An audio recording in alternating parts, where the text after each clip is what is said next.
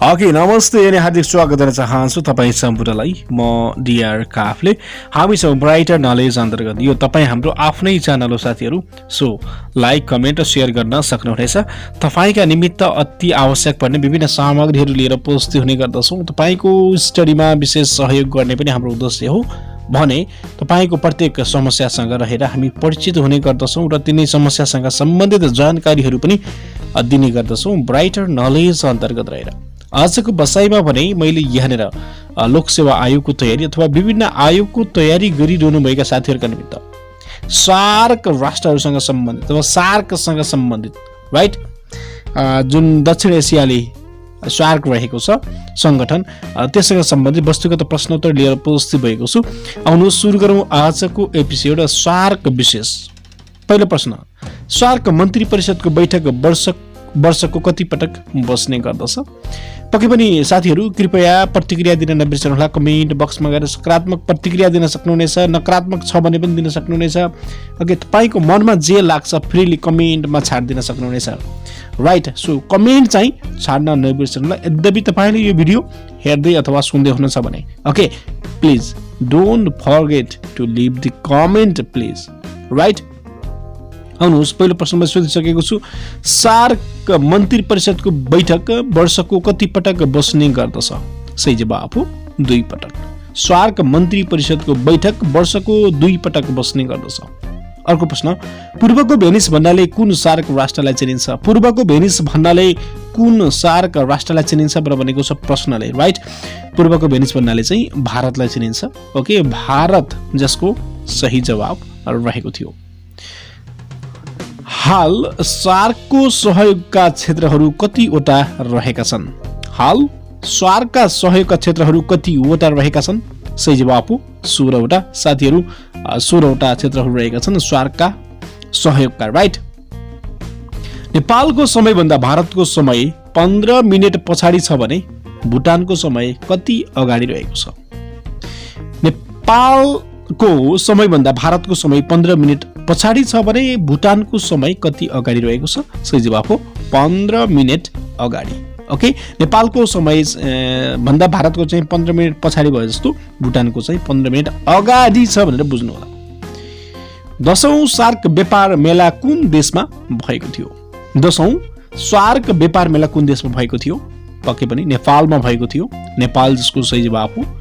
मालदिप्सको अडु एटलमा सम्पन्न सार्कको 17औं शिखर सम्मेलनले कति बुँदे घोषणापत्र जारी गरेको थियो? मालदिप्सको अडु एटलमा सम्पन्न सार्कको 17औं शिखर सम्मेलनले कति बुँदे घोषणापत्र जारी गरेको थियो? सही जवाब हो 20 बुँदे। ओके, 20 बुँदे घोषणापत्र जारी गरेको थियो मालदिप्सको अडु एटलसमा सम्पन्न सार्कको 17औं शिखर सम्मेलनले। सार्कको 18औं शिखर सम्मेलन कुन देशमा आयोजना बनिएको थियो भनेर भन्दाखेरि नेपालमा भनेर बुझ्नुहोला। सार्क सामुदायिक तटवर्ती क्षेत्र व्यवस्थापन केन्द्र कुन देशमा रहेको छ? सार्क सामुदायिक तटवर्ती क्षेत्र व्यवस्थापन केन्द्र कुन देशमा रहेको छ? सही जवाब हो मालदिप्स। ओके, मालदिप्समा रहेको छ सार्क सामुदायिक तटवर्ती क्षेत्र व्यवस्थापन केन्द्र। ओके, सो त्यसै गरी तपाईँका निमित्त राख्न गइरहेको छु अर्को प्रश्न यहाँनिर। ओके, प्रश्न छ आफ्ना नागरिकलाई सन् 2007 देखि ई पासपोर्ट दिन सुरु गर्ने प्रथम सार्क राष्ट्र कुन हो? ओके, आफ्ना नागरिकलाई सन् 2007 देखि ई पासपोर्ट दिन सुरु गर्ने प्रथम सार्क राष्ट्र कुन हो भनेर भन्दाखेरि मालदिप्स। पक्कै पनि तपाईँलाई थाहा भइसकेको जस्तो लागिरहेको छ यो प्रश्न राइट। ओके, सो सही जवाफ तपाईँले पनि कमेन्ट गर्न सक्नुहुनेछ। कुनै पनि प्रतिक्रिया कृपया कमेन्ट छाड्नुहोस् है। ओके, तपाईँले हेरेको सार्थक रहनेछ। कमेन्ट छाड्नुभयो भने मैले यो एपिसोडमा यस्तो कमेन्ट छाडेको थिएँ भने त प्रश्न पनि सम्झन सजिलो हुन्छ राइट।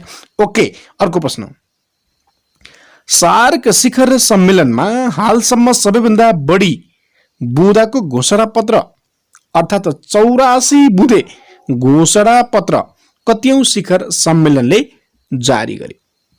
सार्क शिखर सम्मेलन अन्तर्गत भएका हालसम्मका घोषणापत्रमा 84 बुँदे अर्थात् सबभन्दा बढी घोषणापत्र भएको शिखर सम्मेलन कतिऔं हो भनेर भन्दाखेरि 10औं।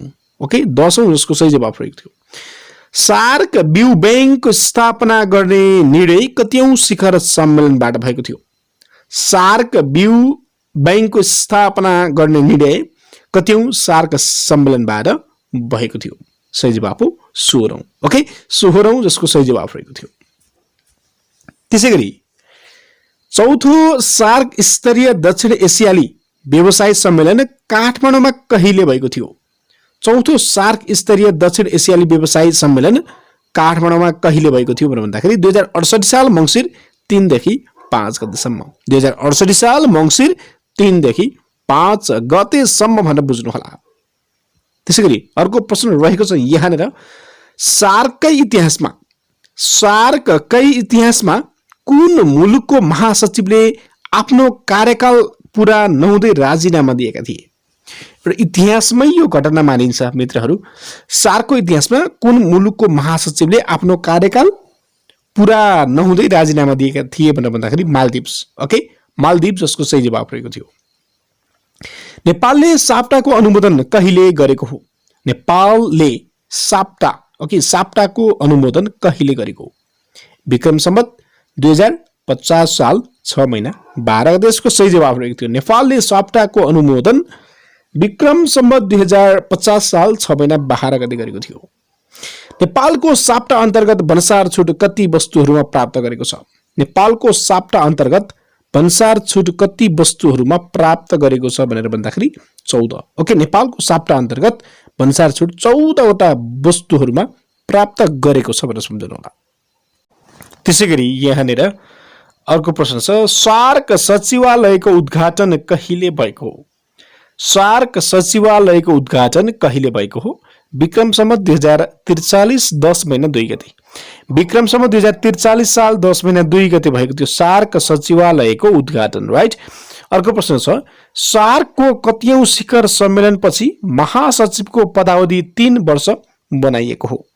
सार्कको कतिऔं शिखर सम्मेलनपछि महासचिवको पदावधि 3 वर्ष बनाइएको भनेको छ 9औं ओके सम्मेलनपछि यो साथीहरू 9औं जसको सही जवाफ रहेको थियो। स्मरण रहोस् 9औं सम्मेलनपछि महासचिवको पदावधि 3 वर्ष बनाइएको थियो सार्क अन्तर्गत रहेर। अघि दिन त्यसैगरी अर्को प्रश्न परेको छ तपाईका निमित्त यहाँनिर हालसम्म सार्कका महासचिव कतिजना भइसकेका छन् भनेर भनेको छ। हालसम्म 11 जना भइसकेका छन्। सर्वप्रथम भ्याट लागू गर्ने सार्क राष्ट्र धेरै सोधिने धेरैलाई थाहा भएको प्रश्न पनि हो। सबैभन्दा पहिलो पटक ओके भ्याट लागू गर्ने सार्क राष्ट्र चाहिँ पाकिस्तान हो। सार्कको 17औं शिखर सम्मेलन कहिले सम्पन्न भयो?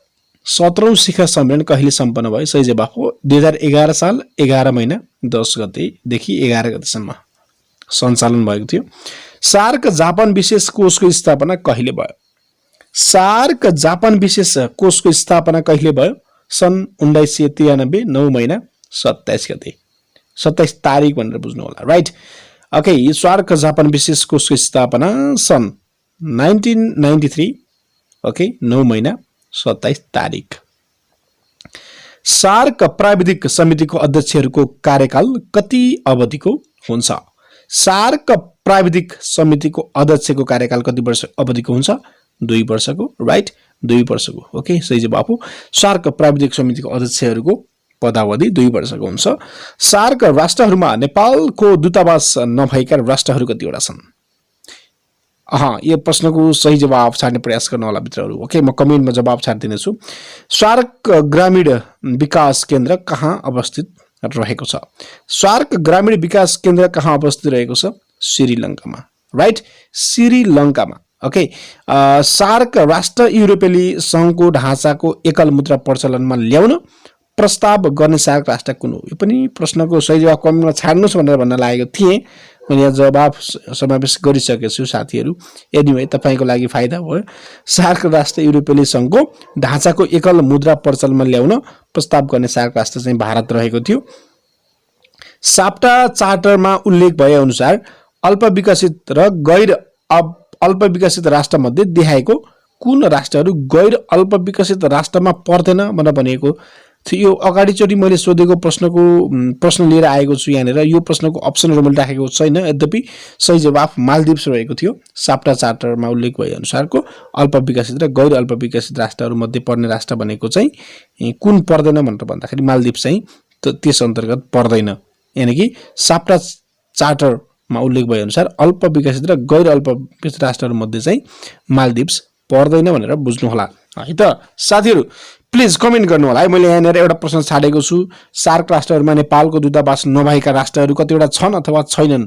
कमेन्टमा प्लिज कमेन्ट छाड्नुहोस्। यहाँ कमेन्ट नछाड्ने मित्रहरूको लागि पनिसमेन्ट, राइट? सो कमेन्ट छाड्न चाहिँ नबिर्सनु होला।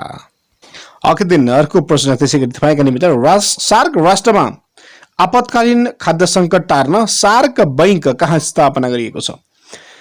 सार्क राष्ट्रहरूमा आपतकालीन खाद्य सङ्कट टार्न सार्क बैंक कोलम्बोमा स्थापना गरिएको छ। कोलम्बोसको सही जवाफ हो। नेपालको कुन गाउँ सार्क राष्ट्रहरूकै नमुना गाउँको रूपमा स्थापित भयो? नेपालको कुन गाउँ सार्क राष्ट्रहरूकै नमुना गाउँको रूपमा स्थापित भयो भनेको छ। सही जवाफ हो घले गाउँ, राइट? नेपालको घले गाउँ चाहिँ सार्क राष्ट्रहरूकै नमुना गाउँको रूपमा स्थापित भएको छ। सार्क ऊर्जा केन्द्र कहाँ रहेको छ?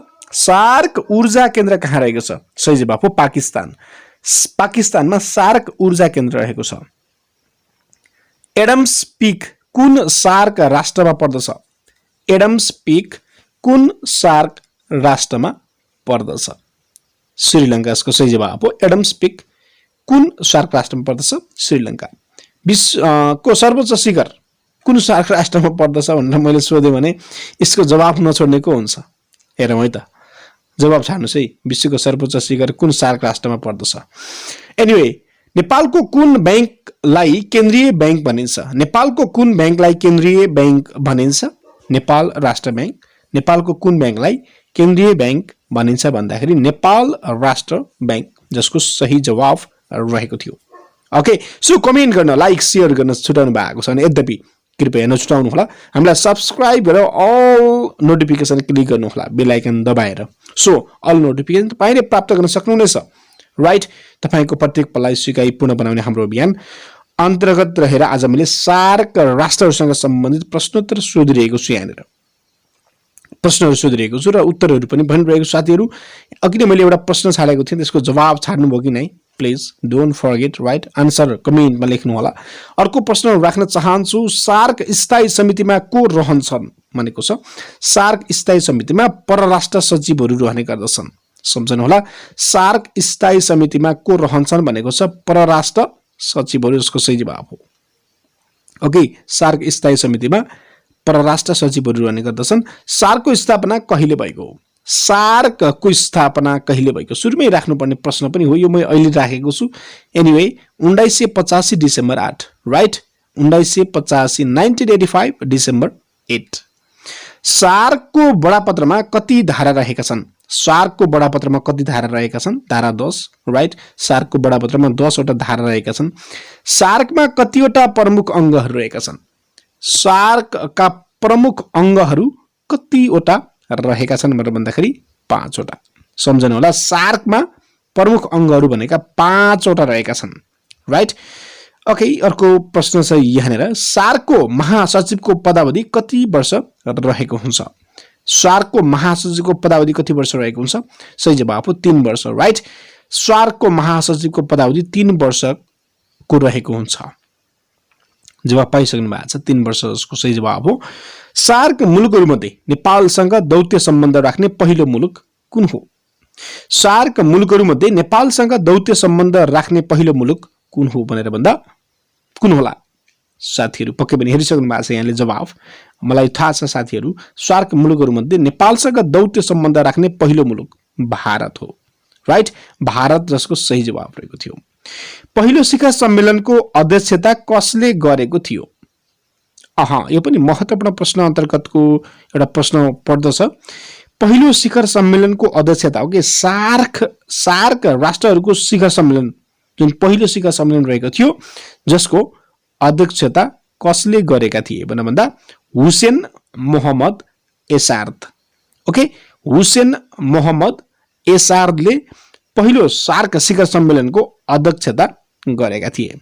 सम्झनु होला हुसेन मोहम्मद एसार्द ओके हुसेन मोहम्मद एसार्दले चाहिँ सार्क शिखर सम्मेलनको पहिलो शिखर सम्मेलनको अध्यक्षता ग्रहण गरेका थिए साथीहरु सार्क राष्ट्रहरुसँग सम्बन्धित रहेर हामीले प्रश्नहरु राखिरहेको यस अवस्थामा कस्तो लागिरहेको छ हामीलाई प्रतिक्रिया दिन भने नबिर्सनु होला ओके पुनः मैले अर्को अघि नै एउटा प्रश्न छाडेको थिएँ तपाईका लागि मैले यहाँनिर अर्को पनि प्रश्न छाड्छु सही जवाफ लेख्ने प्रयास गर्नु होला है त साथीहरु तपाईले भन्नु पर्ने छ सार्क सचिवालय कहाँ रहेको छ सार्क सचिवालय कहाँ रहेको छ कृपया कमेन्ट गर्न नबिर्सनु होला anyway thank you very much भन्छु wish you all the best भन्छु हामीलाई हेर्ने प्रयास गर्नुभयो सुन्ने प्रयास गर्नुभयो लाइक शेयर कमेन्ट गर्न नबिर्सनुस् सब्स्क्राइब गर्न नबिर्सनुस् यो तपाईको आफ्नै च्यानल हो निशुल्क तपाईलाई सिकाइ प्रदान गर्ने हाम्रो उद्देश्य हो पक्कै पनि आफ्नो ख्याल गर्नु होला पढाइलाई निरन्तर अगाडि बढाइरहनु होला एनीवे हामीले पढ्ने टिप्सहरु ओके कसरी आयोग तयारी गर्ने भन्ने टिप्सहरु पनि पस्किरहेका हुन्छौं पक्कै पनि हाम्रा भिडियोहरु अन्य सामग्रीहरु पनि हेर्न सक्नुहुनेछ ब्राइटर नलेज भित्र गएर right anyway thank you so much wish you all the best भन्छु अर्को एपिसोडमा पक्कै पनि हामी भेट्ने छौं राइट अर्को महत्त्वपूर्ण एपिसोडसम्मको लागि आवाजमा म डीआर काफले पनि उज्लिन्छु नमस्ते नमस्ते नमस्ते